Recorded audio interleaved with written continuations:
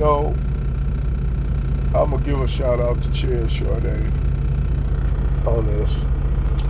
And the reason why I'm going to give a shout out, because she brought up an important topic. And also a shout out to BGS Edmore Channel. And basically, black men are villainized by both liberal black women and conservative black women. And for a long time, black men has always been looked as the boogeyman by both liberal black women and conservative black women. So when you talk about the issues, when black men in mass went and voted for Kamala Harris, you know, like 60% of black men voted for Kamala Harris. You still had a large segment of black women that were liberal that still ripped us and came and attacked us, saying it wasn't enough. So they still was mad at us. So when you got liberal women like Joy Reid and many others attacking black men, then you go to the right. And you got the right women, you got the Candace Owens, the Sharika Souls, what's her name, the big chick, I can't think of that big chick name. But you got both women from both parties attacking black men and made us the boogeyman. And you start to think as a black man, who do you have as your allies other than other black men? And you start to think I remember what David Curl said it best. Black man, you don't have no friends. You don't have no allies. You don't have friends among white men. You can't trust them. You don't have friends among even your own group of women, whether they the left or right. So who do you have as black men? We have, we don't have nobody but one another. So when we vote, like this whole thing of reparations, when Ice Cube came to Fox and Soul and all them black women ripped into him, and he was just trying to show a proposal for, reparation proposal, and all them black women just attacked him and said, what's in it from Vivica Fox, Lisa Ray, she didn't say nothing, because, she know Lisa Ray, Ice Cube put her on. So she pretty much didn't say anything. But all the other women, they went into attacking the policy, and this was a reparations a bill that he was going to give to the Trump, because the liberals, the Democrats, said, nah, we'll wait till after the election, but you could get black people to go, due to your influence, Ice Cube, you could get black people all to vote for, for Biden.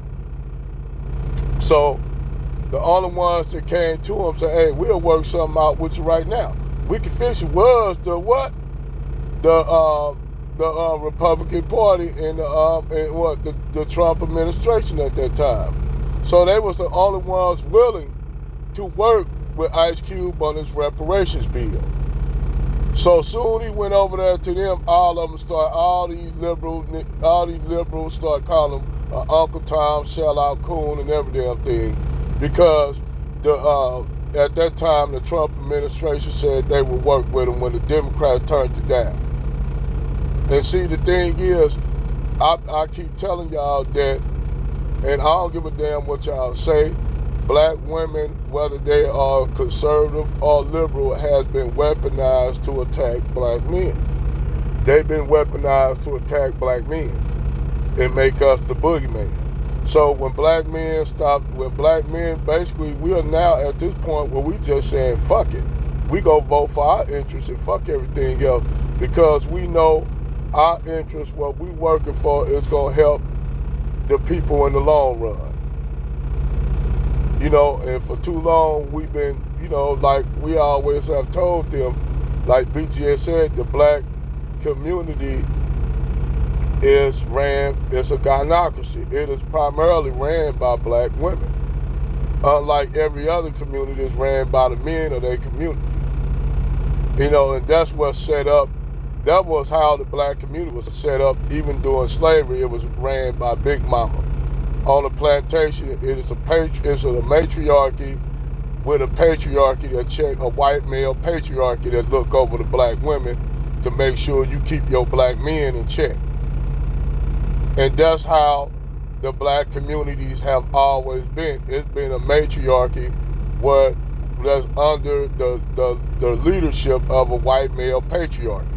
That's why black women can point their fingers at black men and shame them and tell them, you better do this, you better do that, or you this and that.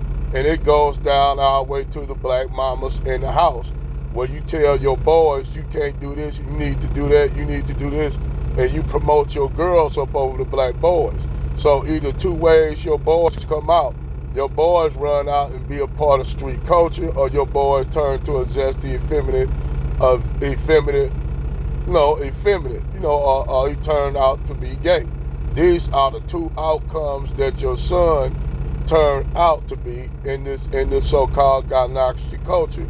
And like I said, then you all wonder why y'all don't got men opening doors, y'all don't have black men doing this and that, because y'all raised either a sissified boy, or y'all raised you got a son that don't want to have nothing to do with black women, and he starts seeing white women as more attractive and feminine. So then y'all cry about black men going over the fence, being with Becky and Susan, because they seen something in Becky, Susan, Hacienda, Flores, and Me Long that they didn't see in you, that they didn't see in black women.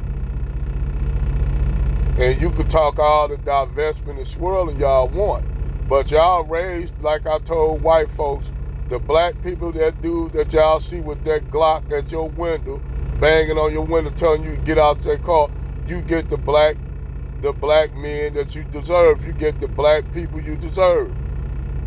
Y'all created that monster, so sleep with that motherfucker.